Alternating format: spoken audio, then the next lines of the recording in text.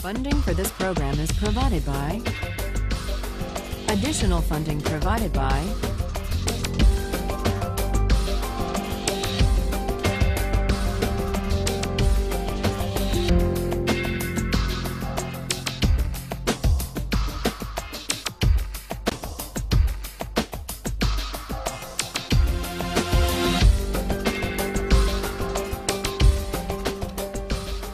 Today we turn to John Locke.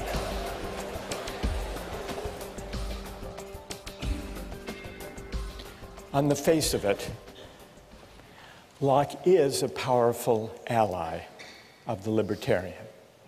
First, he believes, as libertarians today maintain, that there are certain fundamental individual rights that are so important that no government, even a representative government, even a democratically elected government, can override them. Not only that, he believes that those fundamental rights include a natural right to life, liberty, and property. And furthermore, he argues that the right to property is not just the creation of government or of law. The right to property is a natural right in the sense that it is pre-political. It is a right that attaches to individuals as human beings, even before government comes on the scene, even before parliaments and legislatures enact laws to define rights and to enforce them. Locke says in order to think about what it means to have a natural right, we have to imagine the way things are before government, before law. And that's what Locke means by the state of nature. He says the state of nature is a state of liberty.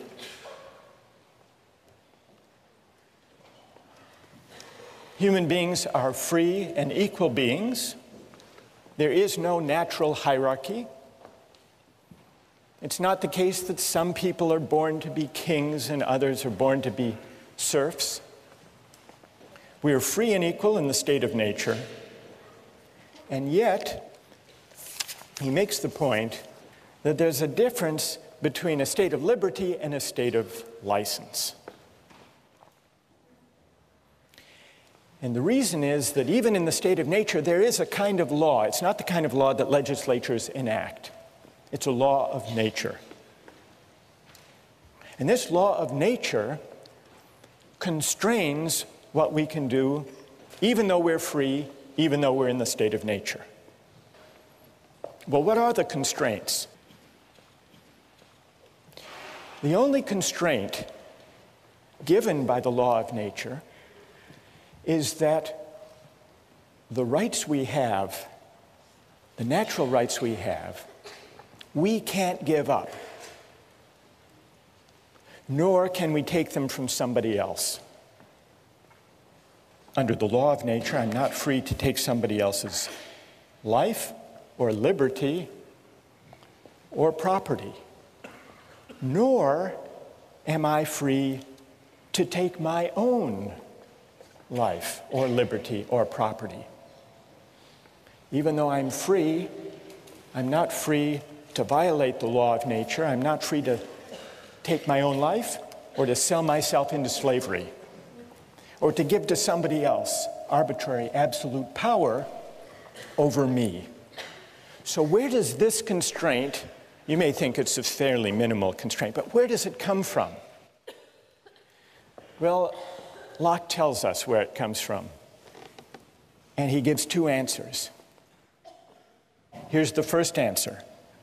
For men, being all the workmanship of one omnipotent and infinitely wise maker, namely God, they are his property, whose workmanship they are made to last during his not one another's pleasure. So one answer to the question is, why can't I give up my natural rights to life, liberty, and property is, well, they're not, strictly speaking, yours. After all, you are the creature of God. God has a bigger property right in us, a prior property right. Now you might say that's an unsatisfying, unconvincing answer, at least for those who don't believe in God. What did Locke have to say to them? Well, here's where Locke appeals to the idea of reason. And this is the idea that if we properly reflect on what it means to be free, we will be led to the conclusion that freedom can't just be a matter of doing whatever we want.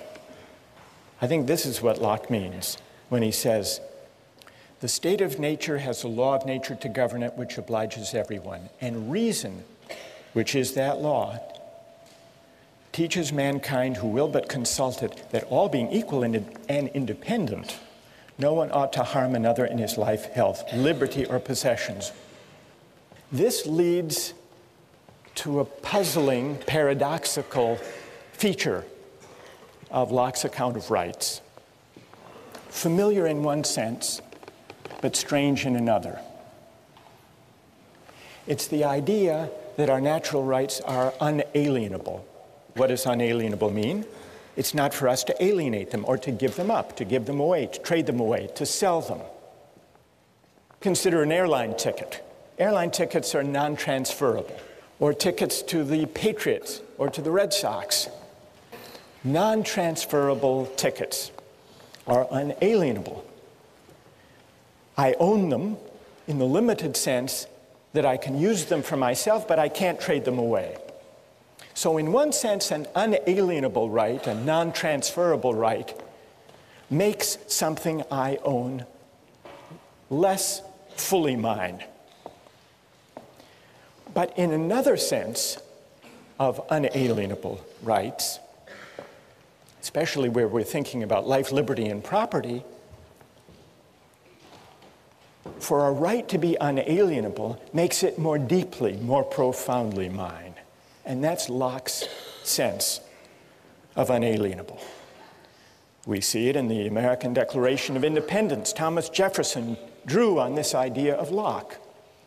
Unalienable rights to life, liberty, and as Jefferson amended Locke, to the pursuit of happiness. Unalienable rights.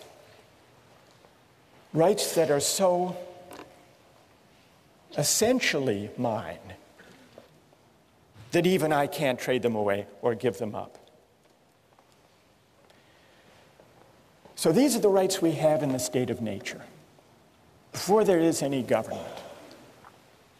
In the case of life and liberty, I can't take my own life, I can't sell myself into slavery any more than I can take somebody else's life or take someone else as a slave by force. But how does that work in the case of property? Because it's essential to Locke's case that private property can arise even before there is any government. How can there be a right to private property even before there is any government? Locke's famous answer comes in section 27.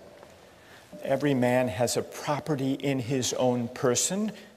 This nobody has any right to but himself. The labor of his body and the work of his hands, we may say, are properly his. So he moves, as the libertarians later would move, from the idea that we own ourselves, that we have property in our persons, to the closely connected idea that we own our own labor. And from that to the further claim that whatever we mix our labor with that is unowned becomes our property.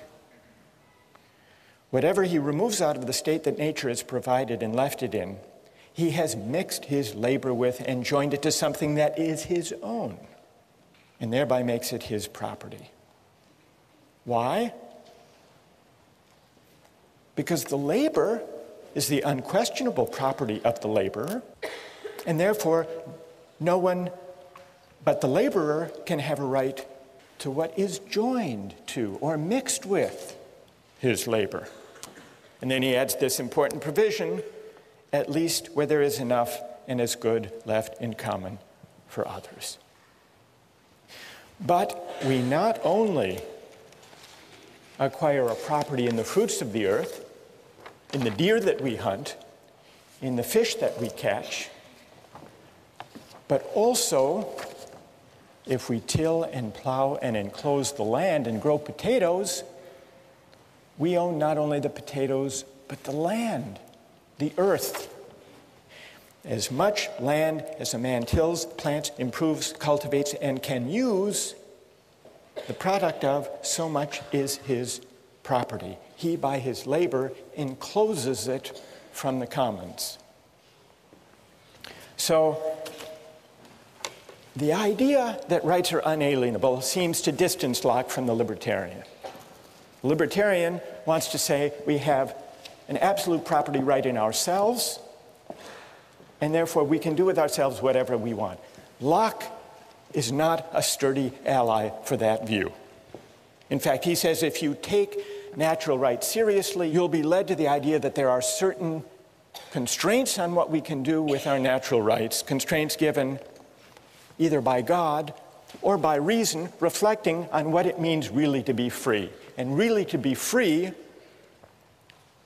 means recognizing that our rights are unalienable. So here's the difference between Locke and the libertarians, but when it comes to Locke's account of private property, he begins to look again like a pretty good ally.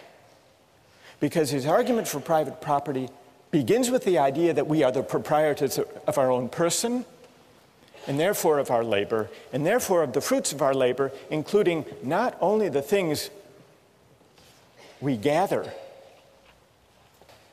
and hunt in the state of nature, but also we acquire a property right in the land that we enclose and cultivate and improve.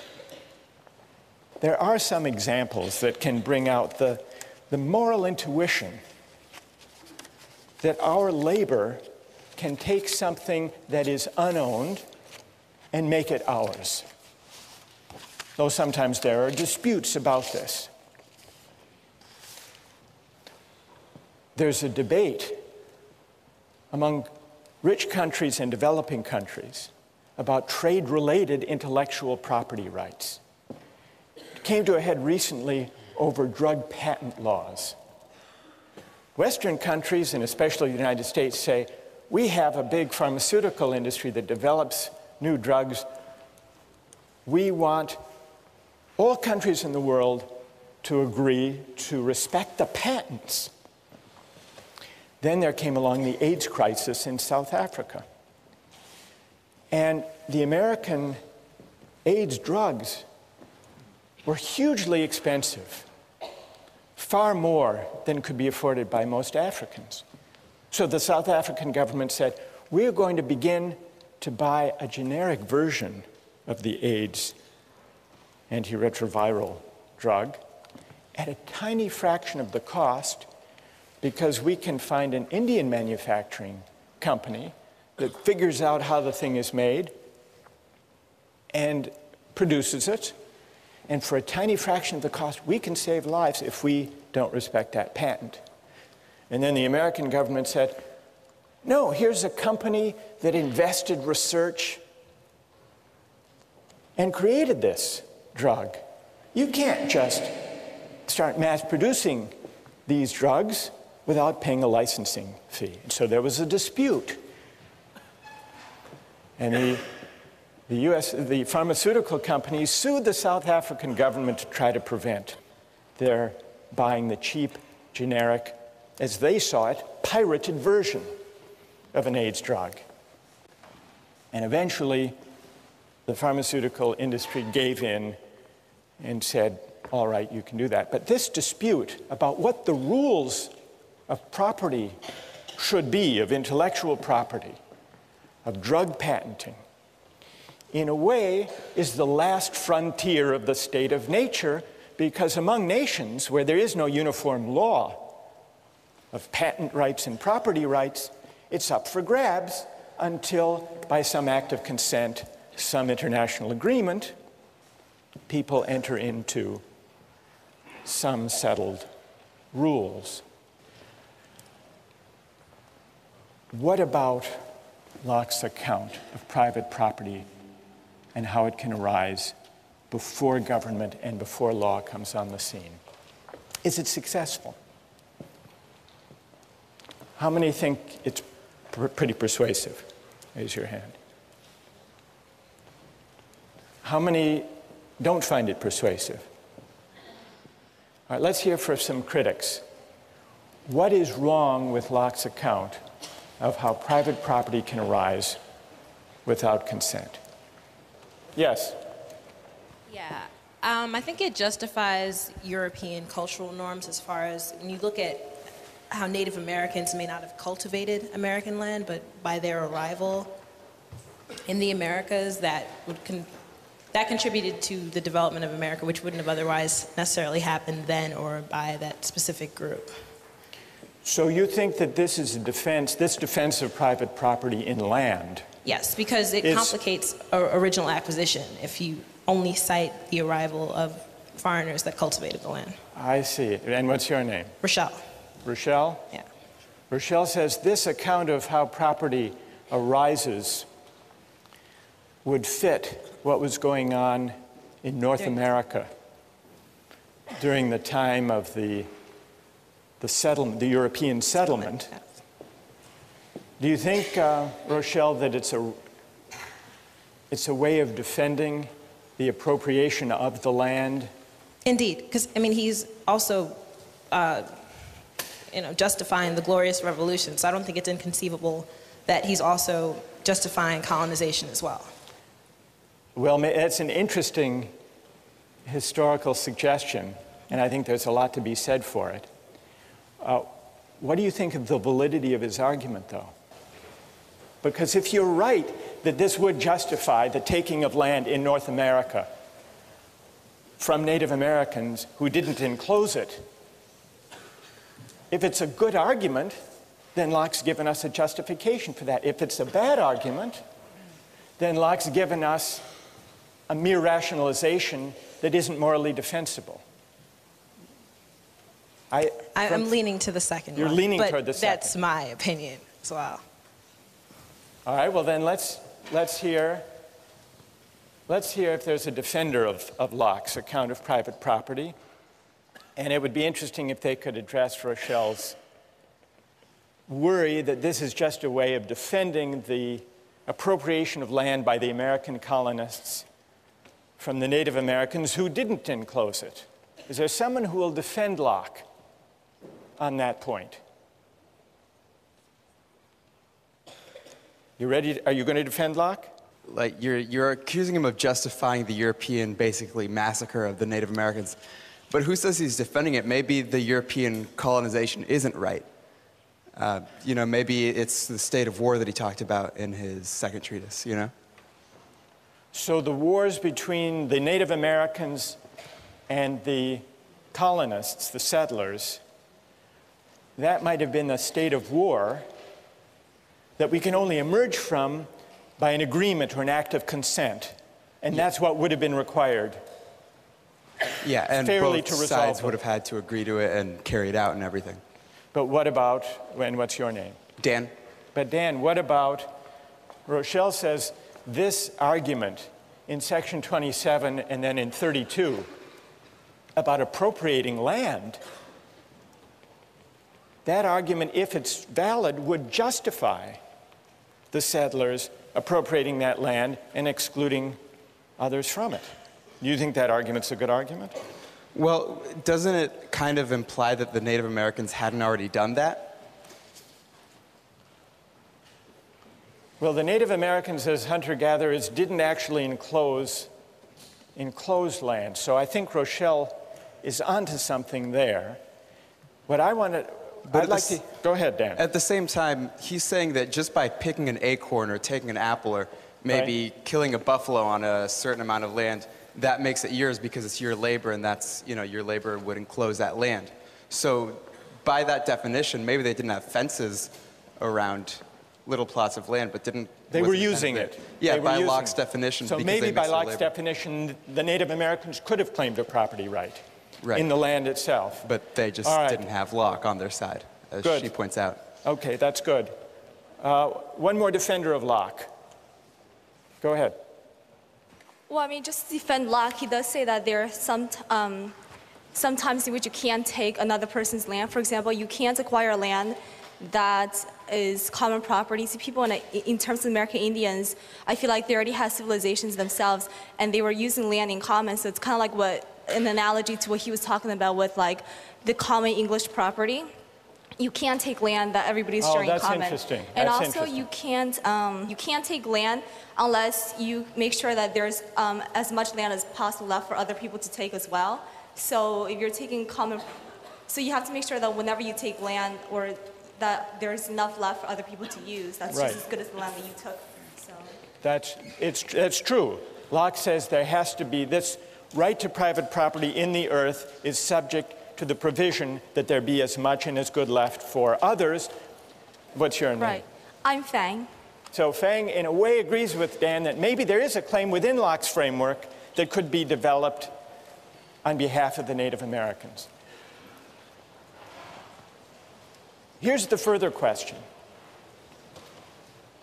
If the right to private property is natural, not conventional, if it's something that we acquire even before we agree to government, how does that right constrain what a legitimate government can do?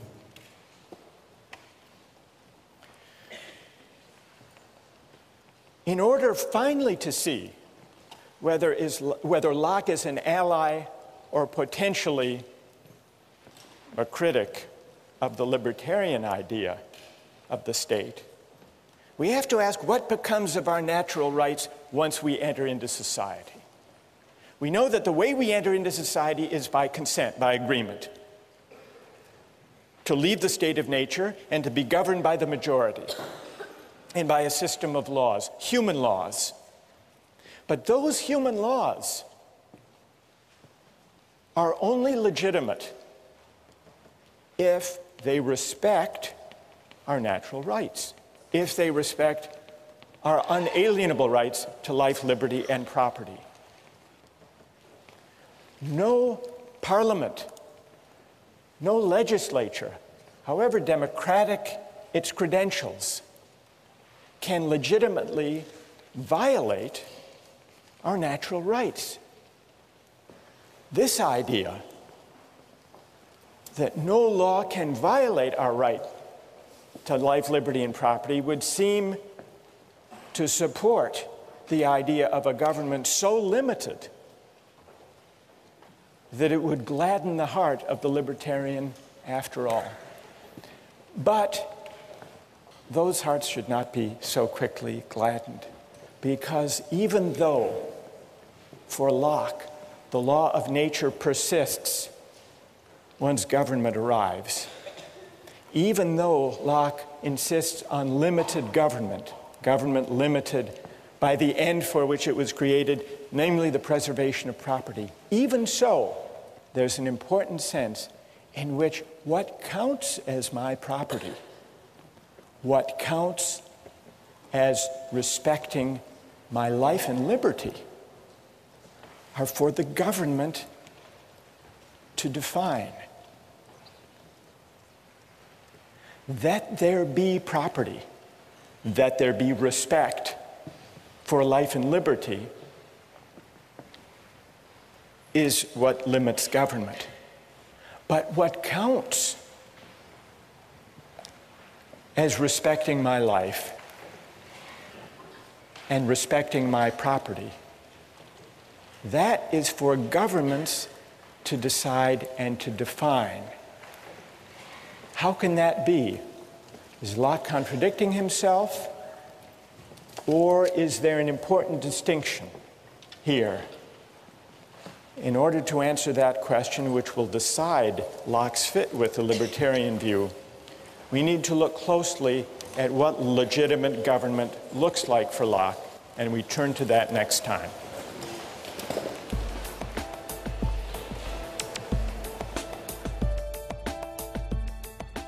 Nikolai, if you didn't think you'd get caught, would you pay your taxes? I don't think so. I would rather have a system personally that I could give money to exactly those sections of the government that I support and not just blanket support everything. You'd rather be in the state of nature, at least Exactly. on April 15th.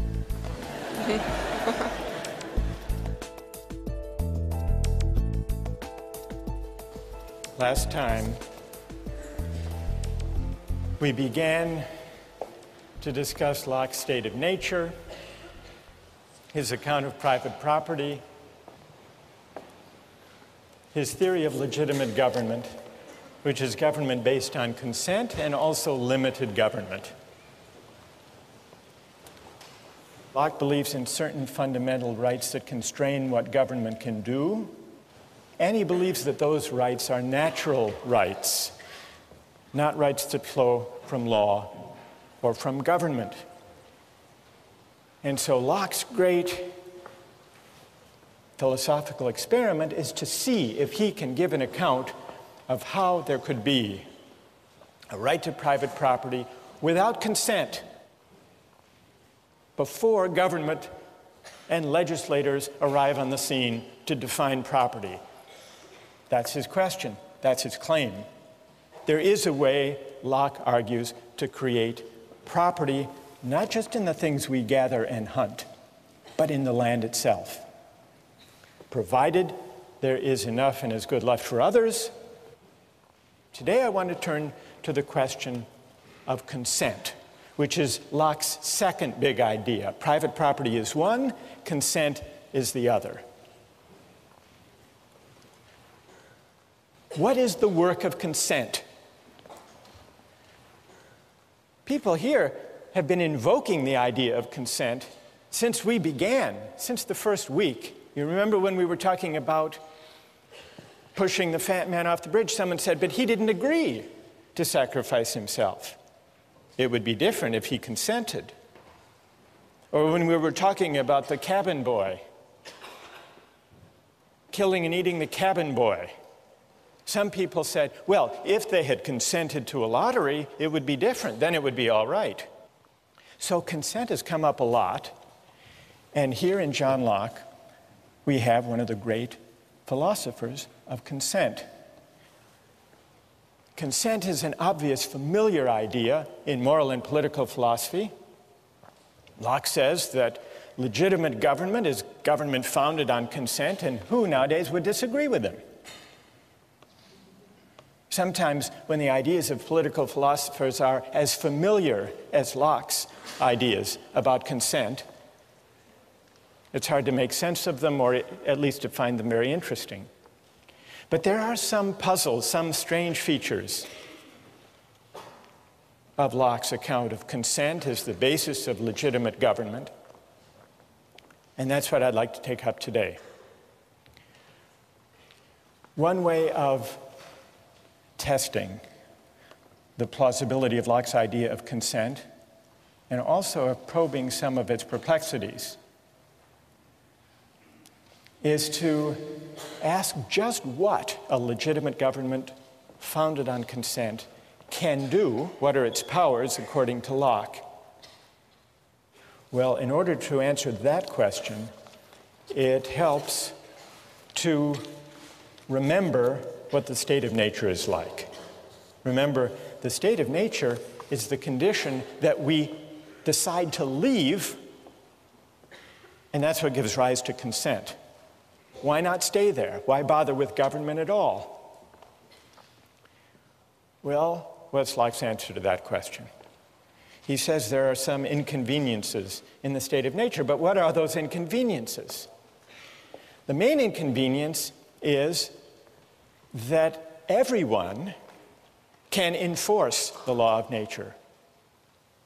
Everyone is an enforcer, or what Locke calls the executor of the state of nature.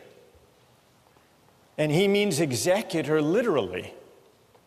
If someone violates the law of nature, he's an aggressor, he's beyond reason, and you can punish him. And you don't have to be too careful or fine about gradations of punishment in the state of nature. You can kill him. You can certainly kill someone who comes after you, tries to murder you. That's self-defense. But the enforcement power, the right to punish, everyone can do the punishing in the state of nature. And not only can you punish with death people who come after you, seeking to take your life, you can also punish a thief who tries to steal your goods, because that also counts as aggression against the law of nature. If someone has stolen from a third party, you can go after him. Why is this? Well, violations of the law of nature are an act of aggression. There is no police force, there are no judges, no juries. So everyone is the judge in his or her own case.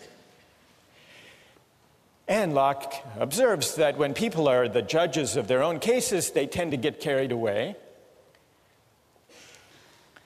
And this gives rise to the inconvenience in the state of nature. People overshoot the mark, there's aggression, there's punishment, and before you know it, everybody is insecure in the enjoyment of his or her unalienable rights to life, liberty, and property. Now, he describes in pretty harsh and even grim terms what you can do to people who violate the law of nature. One may destroy a man who makes war upon him for the same reason that he may kill a wolf or a lion. Such men have no other rule but that of force and violence. Listen to this. And so may be treated as beasts of prey, those dangerous and noxious creatures that will be sure to destroy you if you fall into their power. So kill them first. So what starts out as a seemingly benign state of nature where everyone's free and yet where there is a law and the law respects people's rights and those rights are so powerful that they're unalienable, what starts out looking very benign, once you look closer, is pretty fierce and filled with violence, and that's why people want to leave. How do they leave? Well, here's where consent comes in. The only way to escape from the state of nature is to undertake an act of consent where you agree to give up the enforcement power and to create a government or a community where there will be a legislature to make law and where everyone agrees in advance, everyone who enters agrees in advance to abide by whatever the majority decides. But then the question, and this is our question, and here's where I want to get your views, then the question is, what powers, what can the majority decide? Now here it gets tricky for Locke, because you remember, alongside the whole story about consent and majority rule, there are these natural rights, the law of nature, these unalienable rights. And you remember, they don't disappear when people join together to create a civil society. So even once the majority is in charge, the majority can't violate your inalienable rights, can't violate your fundamental right to life, liberty, and property. So here's the puzzle. How much power does the majority have? How limited is the government created by consent? It's limited by the obligation on the part of the majority to respect and to enforce the fundamental natural rights of the citizens. They don't give those up. We don't give those up when we enter government. That's this powerful idea taken over from Locke by Jefferson in the Declaration. Unalienable rights. So, let's go to our two cases. Remember Michael Jordan, Bill Gates, the libertarian objection to taxation for redistribution? Well, what about Locke's limited government? Is there anyone who thinks that Locke does give grounds for opposing taxation for redistribution? Anybody? Go ahead. If the majority rules that there should be taxation, even if the minority should still not have to be taxed because that's taking away property, which is one of the rights of nature. All right, so, and what's your name? Ben. So, if the majority taxes the minority without the consent of the minority to that particular tax law, it does amount to a taking of their property without their consent, and it would seem that Locke should object to that. Do you want some textual support for your view, for your reading of Locke, Ben? All right. I brought some along just in case you raised it. If you have your texts, look at 138, passage 138. The supreme power, by which Locke means the legislature, cannot take from any man any part of his property without his own consent. For the preservation of property being the end of government, and that for which men enter into society, it necessarily supposes and requires that people should have property. That was the whole reason for entering society in the first place, to protect the right to property. And when Locke speaks about the right to property, he often uses that as a kind of global term for the whole category, the right to life, liberty, and property. So that part of Locke, at beginning of 138, seems to support Ben's reading. But what about the part of 138, if you keep reading? Men, therefore, in society having property, they have such a right to the goods which by the law of the community are theirs. Look at this. And that no one can take from them without their consent. And then at the end of this passage, he says, so it's a mistake to think that the legislative power can do what it will and dispose of the estates of the subject arbitrarily or take any part of them at pleasure. Here's what's elusive.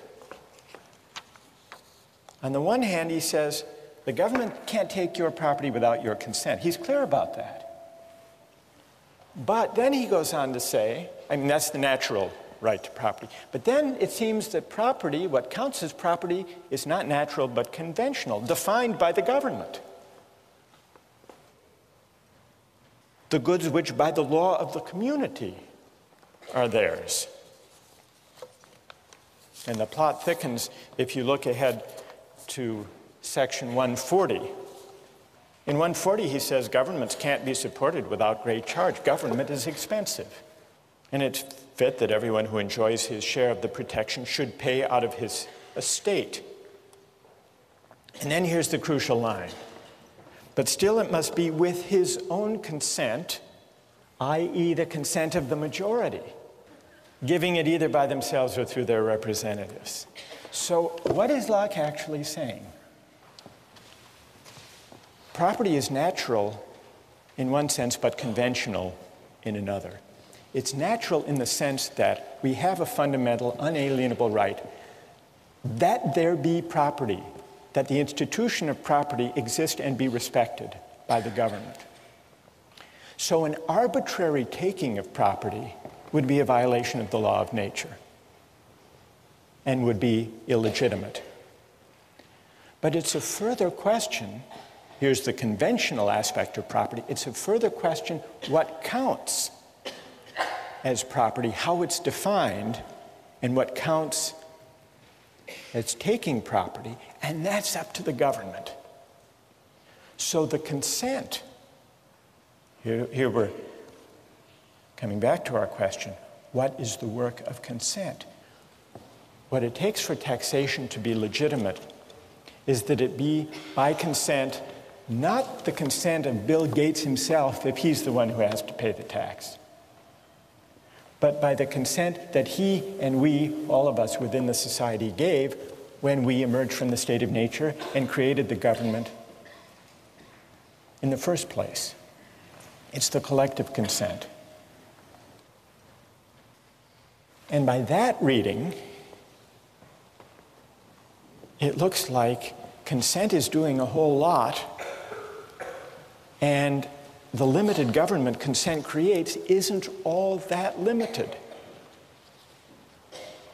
Does anyone want to respond to that or have a question about that? Go ahead. Stand up.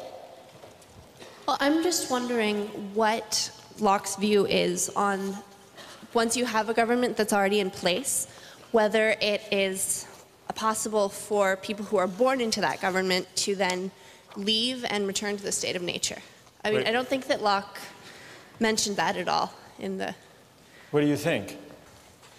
Well, I think as the convention, it would be very difficult to leave the government because you are no longer...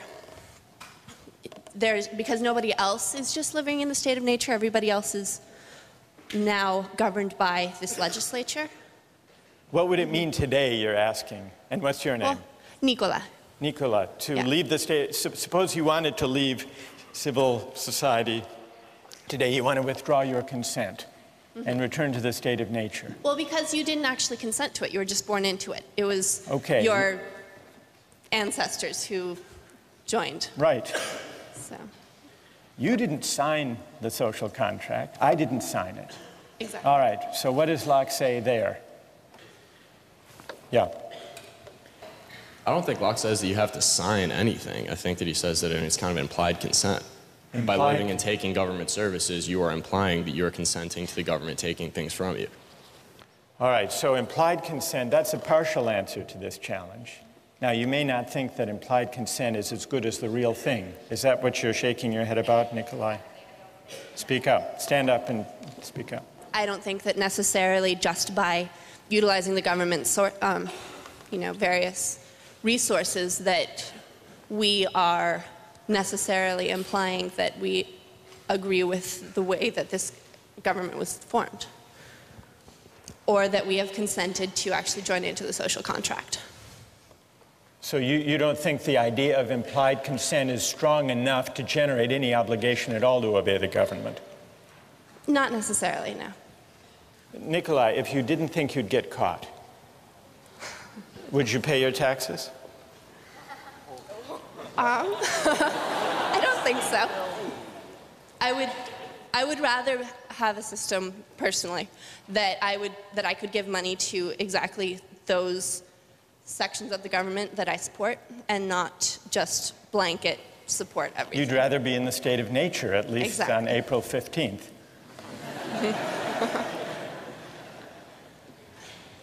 But what I'm trying to get at is, do you consider that you're under no obligation, since you haven't actually entered into any act of consent, but for prudential reasons you do what you're supposed to do according to the law? Exactly. If you look at it that way, then you're violating another one of Locke's treatises, which is that you can't take anything from anyone else. Like you can't take the government services and then not give them anything in return. If you want to go live in the state of nature, that's fine, but you can't take anything for the government because by the government's terms, which are the only terms under which you can enter the agreement, say that you have to pay taxes to take those things. So you're saying that Nicola can go back into the state of nature if she wants to, but she can't drive on Mass Ave. Exactly. Right. I want to raise the stakes beyond using Mass Ave, Yes. and even beyond taxation. What about life? What about military conscription? Yes. What do you say? Stand up. First of all, we have to remember that sending people to war is not necessarily implying that they'll die. I mean, obviously, you're not raising their chances here, but it's not a death penalty. So if you're going to discuss whether or not military conscriptions is equivalent to, suppressing people's right to life, you shouldn't approach it that way. Secondly, the real problem here is Locke has this view about consent and natural rights. But you're not allowed to give up your natural rights either. So the real question is, how does he himself figure it out between I agree to give up my life, give up my property when he talks about taxes or military conscription for the fact. But I guess Locke would be against suicide. And that's still, my own consent. I agree. Good. All right. What's your name? Eric. So Eric brings us back to the puzzle we've been wrestling with since we started reading Locke.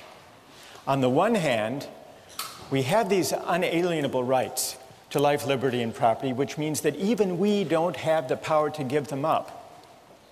And that's what creates the limits on legitimate government. It's not what we consent to that limits government. It's what we lack the power to give away when we consent that limits government. That's the point at the heart of Locke's whole account of legitimate government. But now you say, well, if we can't give up our own life, if we can't commit suicide, if we can't give up our right to property, how can we then agree to be bound by a majority that will force us to sacrifice our lives or give up our property? Does Locke have a way out of this? Or is he basically sanctioning an all-powerful government, despite everything he says about unalienable rights? Does he have a way out of it? Who would speak here in defense of Locke or make sense, find a way out of this predicament? All right, go ahead. I feel like there's a general distinction to be made between the right to life that individuals possess and the fact that the government cannot take away a single individual's right to life. I think if you look at conscription as the government picking out certain individuals to go fight in war, then that would be a violation of their rights, their natural right to life. On the other hand, if you have conscription, let's say a lottery, for example, then in that case, I would view that as the population picking their representatives to defend them in the case of war. The idea being that since the whole population cannot go out there to defend its own right to property, it picks its own representatives through a process that's essentially random. And then these sort of elected representatives go out and fight for the rights of the people. It works very similar, it works just like an elected government, in my opinion. All right, so an elected government can conscript citizens to go out and defend the way of life, the community that makes the enjoyment of rights possible? I think it can, because to me it seems that it's very similar to the process of electing representatives to a legislature. Although here, it's as if the government is electing by conscription certain citizens to go die for the sake of the whole. Is that consistent with respect for a natural right to liberty? Well, what I would say there's a distinction between picking out individuals and having a random choice of individuals. Like picking out, let me make sure, between picking out individuals. Well, right, what's your name? Gokul. Gopal says there's a difference between picking out individuals to lay down their lives and having a general law. I think this is the answer Locke would give, actually, Gopal. Locke is against arbitrary government. He's against the arbitrary taking, the singling out of Bill Gates to finance the war in Iraq. He's against singling out a particular citizen or group of people to go off and fight. But if there's a general law such that the government's choice, the majority's action, is non-arbitrary, it doesn't really amount to a violation of people's basic rights. What does count as a violation is an arbitrary taking, because that would essentially say, not only to Bill Gates, but to everyone, there is no rule of law. There is no institution of property, because at the whim of the king, or for that matter of the parliament, we can name you or you to give up your property or to give up your life. But so long as there is a non-arbitrary rule of law, then it's permissible. Now, you may say this doesn't amount to a very limited government. And the libertarian may complain that Locke is not such a terrific ally after all. The libertarian has two grounds for disappointment in Locke. First, that the rights are unalienable, and therefore I don't really own myself after all. I can't dispose of my life or my liberty or my property in a way that violates my rights. That's disappointment number one. Disappointment number two, once there's a legitimate government based on consent, the only limits for Locke are limits on arbitrary takings of life or of liberty or of property. But if the majority decides, if the majority promulgates a generally applicable law, and if it votes duly according to fair procedures, then there is no violation, whether it's a system of taxation or a system of conscription. So it's clear that Locke is worried about the absolute arbitrary power of kings. But it's also true, and here's the darker side of Locke, that this great theorist of consent came up with a theory of private property that didn't require consent, that may, and this goes back to the point Rochelle made last time, may have had something to do with Locke's second concern, which was America. You remember, when he talks about the state of nature, he's not talking about an imaginary place. In the beginning, he says, all the world was America. And what was going on in America? The settlers were enclosing land and engaged in wars with the Native Americans. Locke, who was an administrator of one of the colonies, may have been as interested in providing a justification for private property through enclosure without consent, through enclosure and cultivation, as he was with developing a theory of government based on consent that would rein in kings and arbitrary rulers. The question we're left with, the fundamental question we still haven't answered is, what then becomes of consent? What work can it do? What is its moral force? What are the limits of consent? Consent matters not only for governments, but also for markets. And beginning next time, we're going to take up questions of the limits of consent in the buying and selling of goods.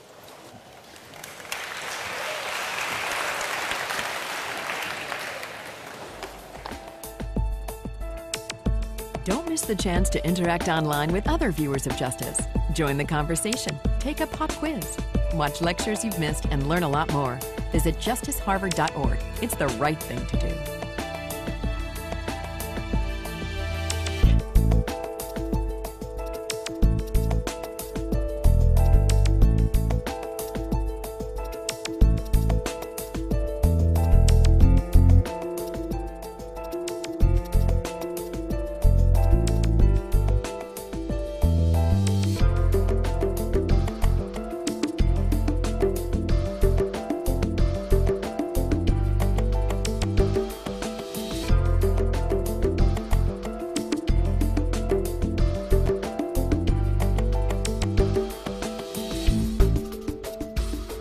Funding for this program is provided by...